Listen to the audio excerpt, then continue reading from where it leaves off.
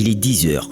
Lorsque le ministre des Finances Nicolas Kazadi, accompagné d'autres membres du gouvernement ainsi que de partenaires, notamment du département Bloomfield, ont accueilli les premiers ministres de la RDC, Jean-Michel Sama Lukonde, en marge de la première conférence Risque Pays RDC.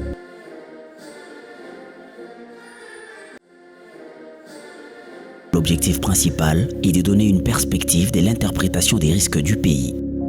La République démocratique du Congo s'est engagée depuis plusieurs mois dans un processus d'évaluation de sa qualité de crédit à travers différents exercices de notation financière.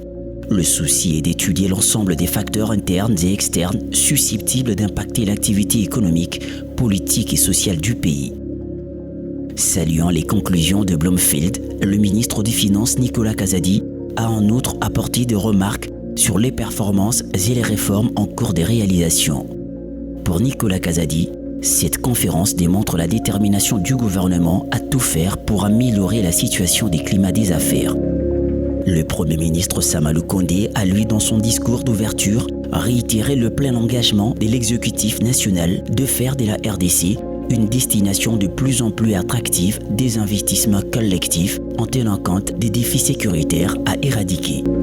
Juste après, 4 panels de haut niveau ont été organisés. Le premier avait comme thème structure économique et performance, animé par 4 orateurs, dont le ministre des Finances Nicolas Kazadi et Moulango Kabedi, gouverneur de la Banque centrale du Congo.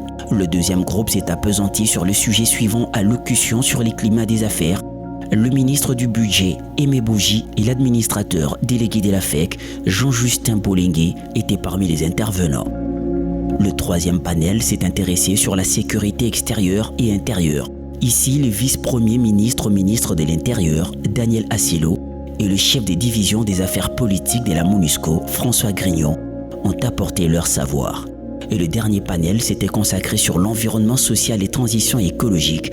Plusieurs spécialistes, dont l'ambassadeur de la France, Bruno Aubert, ainsi que le professeur de la faculté des sciences économiques de l'université de Kinshasa, Guy Bernard Kwembe, se sont poumonés pour expliquer que le modèle social et climatique de la RDC garantit l'équité et protège l'environnement.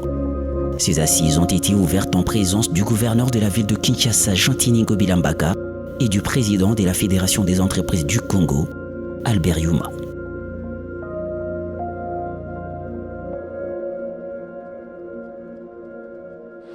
Je vous en profite pour adresser